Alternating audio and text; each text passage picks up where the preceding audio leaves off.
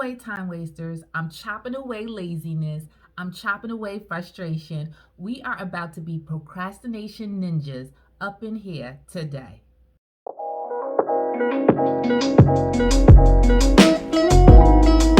Hey team, welcome to Everyday Career Coach. I'm Career Coach Mo, helping you find the right strategy for your career trajectory. And today's topic is about the ugly deed of procrastination. Now, I know you do it, I've done it, and probably some people doing it right now. You know you're supposed to be working, but you over here watching YouTube videos. So if I just called you out, write that down in the comments below because procrastination happens to everyone.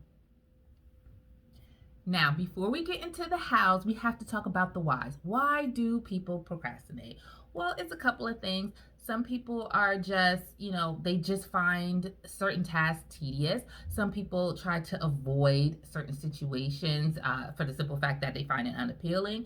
They find things boring. Or sometimes it's even about low self esteem. And when you are a perfectionist, because perfectionism can definitely play into procrastination, you're like, you have this fear. It literally stops you dead in your tracks that if I don't do this perfect, then I'm not good enough or whatever. So you will use the perfectionism to fuel your procrastination. And then there are actually some people who think procrastination benefits them. They love to work in these very stressful, limited time chunks and think that their best work turns out through that. And I have to say, that might have worked for you when you were in school, that will not work for you, or that will bite you in the butt now that you're in the corporate world. And I just want to dive into when you feel like you do your best work, when you get to procrastinate and you like to be under that particular amount of pressure. When it comes to work, what happens is that you are not at your best self. You are not a top or high level performer if you are rushing to do your work. You need to put thought, time, and effort behind your task to showcase the best of yourself so people can start noticing, oh, that's the go-to person that I want to go to. If you're just kind of just checking off stuff and just doing stuff just to be doing it, and you're not putting a lot of thought to be, is this at the high level and the quality work that I need it to be? Because 9 times out of 10 it comes out incomplete, or you've missed something that if you just added that one thing, it would have just made that whole presentation or made that whole project even better. So procrastination isn't this wonderful behavior that helps you produce your best work. It's pretty much a way for you to just pause and put on hold something, and that you're only thinking about what's in front of you now instead of giving yourself the dedicated time to see what could you've done better if you didn't procrastinate. So I have some really some 5 great tips for you that I want to share about how you can either lessen or absolutely eliminate your behavior of procrastination. So, tip number 1 is do a lot in a short period of time. Create something called time bursts. So, either block out your time in 15, 30, 60-minute increments. Make sure you assign those tasks to those time blocks and then just get cracking on and just keep getting focused on it. And after your particular time burst, take a little bit of time, whether that's 5 or 10 minutes, to reset, to do something different, to not think about work. But that is the routine that you want to create for yourself. Now, this is great for people who love to work in that frantic mode, who claim that procrastination helps them produce their best work. This kind of creates that type of experience for you if you put your time into short time bursts. Now, remember, you have to assign your task to those bursts. You just can't just come up with stuff on the whim, because that takes away from your time. You got to actually have the task that you want to dedicate to these different burst times and then actually complete it. Get away from the distractions. Really 100% give all your effort, all your time into those time bursts, and then take your breaks to reset. That will help you crack on and get going with what you need to do if you know that there is a light at the end of these time burst tunnels. The second tip is prioritize and start with the least appealing task first. Now, I know no one wants to hear that. Everyone wants to leave the hardest to the last part, but you got to understand how your body works. And with energy, in most days, your bandwidth and your most energy is with you at the start of your day. And I'm not saying that you might not be a morning person, so that might not necessarily be true. I'm saying when you fully start your day, when you're like, I'm in it, I'm here, I'm at work, that's where a lot of your energy is going to take place. And you should always do the hardest task first, because that's going to take a lot of the good energy for you to complete and leave your less demanding tasks later in the day. So, what you need to do is number one, prioritize your task. And number two, start with the least appealing one first and then get to cracking. Believe me, it's going to feel like a weight off your shoulder if you get something done that you don't really want to do done first, so that you can use the rest of your day in a very productive way. Tip number three is to break down your task into manageable parts. Now, your task might have 20 steps that you have to complete, and that one step might have to be broken down even further into 10 steps. If you start having a feeling of overwhelmness when you're doing your work, that's when procrastination loves to pop its ugly head and start rearing at you. So you really have to focus on the least appealing task first and move with that one. And then you have to really think about it. Does that task need to be broken down into 10 other steps? And that's okay if it has to be that way. High productive people do not focus on things to get done in a short period of time. They focus on things that's going to have the highest impact and the most value for them. So that's the way you have to think about it. And sometimes you're going to need a little bit of extra time in order to create the most impactful and the most high value program, task, presentation, or what have you. So you really need to break down everything into manageable parts. Then you need to assign it its time allotment in those short bursts, and then you just need to get that work done. Tip number 4 is to stop waiting for the perfect time to do something. There is no perfect time. There's always something that you can be doing differently with your time. Always. There's always going to be something that you can be taking care from your self-care aspect that you can be doing that's going to take care of your family, that you can be doing for your friends.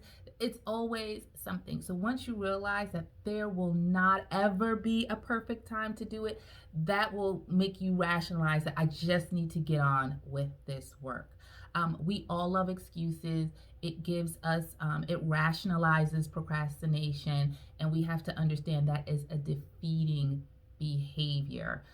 We shouldn't come up with excuses so that it doesn't seem like it's our fault, because if we procrastinate for the 4 hours and then we only have 15 minutes to accomplish, oh, well, I did my best in those 15 minutes. Well, you forgot you had a whole 3 hours and 45 minutes you could have took to complete that task. And then you have to think about how much of a time waster procrastination is, and that is basically its main duty, is to continue to waste your time. Because let's say you did complete something in 4 hours that would have taken you 15 minutes to do. What more could you have done in those 3 hours and 45 minutes? What other things you could have accomplished? What things did you miss? People, places, or things, opportunities that you missed because you were busy trying to take your attention away from what mainly needed to get done. So you've wasted all of this time, which means you've wasted opportunity. Remember, we age every second of the day. We get older. We don't get certain time back anymore. And so the most valuable thing a person has is their time. And before you start getting into procrastination mode, you have to recognize, do I really want to sit here and waste all this time? What if I'm missing some opportunities because I could have just got this done off my desk, checklisted it, and been on to the next great thing? That next great thing could have set you on a whole nother path that you never would have gotten on if you procrastinated. So you definitely have to realize that procrastination is nothing but a time waster, and there is never a perfect time. So just do it, like Michael Jordan's the Nike commercial used to be. Just do it. Just get on with it. And the last tip number 5 is, of course, you knew I was going to say it. Get rid of your distractions. Distractions are the biggest barriers to meaningful progress.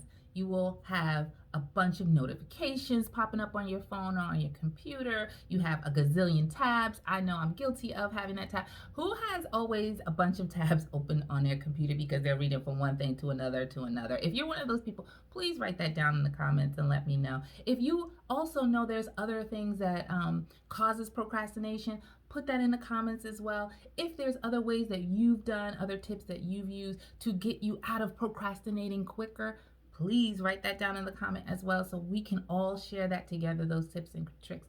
But the biggest distraction is definitely letting the outside world in. And it's not having a place where you can have dedicated for you to do your work. It's keeping a bunch of notifications popping up everywhere on your computer, on your phone. It's having a bunch of tabs. It's letting people come in and interrupt you.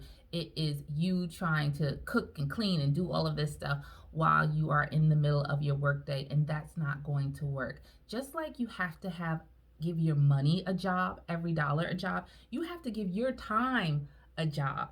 Every moment, minute counts and should be assigned to be doing something. So you need to find a quiet space or a space where you can work, a dedicated space. And if you're saying like, okay, I like to work on my bed with my laptop, that's my dedicated space, and that works for you, fine. But make sure it's a do not disturb on that door so people do not come in and disturb you. Or if you have to go outside of your home twice a week to a coffee shop, to a park, even sitting in your car, even just getting away and sitting in your car so you can have some time dedicated to yourself to get a lot of those hard tasks out of the way. That's what you need to do. If you're the type of person that loves sound, because I actually go to bed with my TV on. I know it's a bad thing, but I do it, and it kind of helps me fall asleep. I like sound, and music is a big motivator for me. So for me, I like sound around me when I'm even trying to focus and multitask on things. So get some sound, get some music or whatever without words. That will help you stay in your zone. You really need to figure out how are you going to stay in your zone. You have to build an environment that works for you. So even if you say, I'm not checking emails, put do not disturb on those emails or whatever for that particular hour, that particular burst. Like I said, turn off all of your notifications, go to a quiet place, get dedicated space for you to work from. Even if you're in an office and you're in a noisy place, find some quiet space that you can dedicate your time. Distractions are the number one way that puts procrastination at the forefront for you, because you're always getting pulled in different directions and your mind can't concentrate. So of course, my last tip is get rid of your distractions. Now, I think I shared my top 5 tips. If you have other tips, like I said, please feel free to write those in the comments. But procrastination is not our friend. We do not perform better with procrastination and being under time crunches and being under pressure. That is a farce. It is not true. That might be something that you could have done when you were a kid, but when you're in the adult working world, that is not a good thing for you to be holding on to. I know a lot of this is easier said than done. Sometimes you're just in environments that you have to deal with, but if there is a way that you can create a barrier for yourself, even if it's putting on noise canceling headphones or anything that's going to take you out of distractions, that's going to be helpful for you. But you always want to set yourself on a path to doing your best work. That's the main goal, is what do I need to do to put myself in the environment that's going to make me do my best work, especially if you're looking to move up within your career. If a job is just a job for you, okay, that's fine, but you still should want to have some type of contentment with your job, and you still want to do a good job for yourself, even if it's not for the company. The company gets the benefit of you doing a good job for yourself, so you should still care. Procrastination is not our friend. So I hope you like this video. Please feel free to share any other tips that you have. Don't forget to click subscribe so that you can continue on this journey with me. Hopefully I earned your like today. If I didn't, I hope you come back and give me another chance. Thanks again. Talk to you soon. Bye.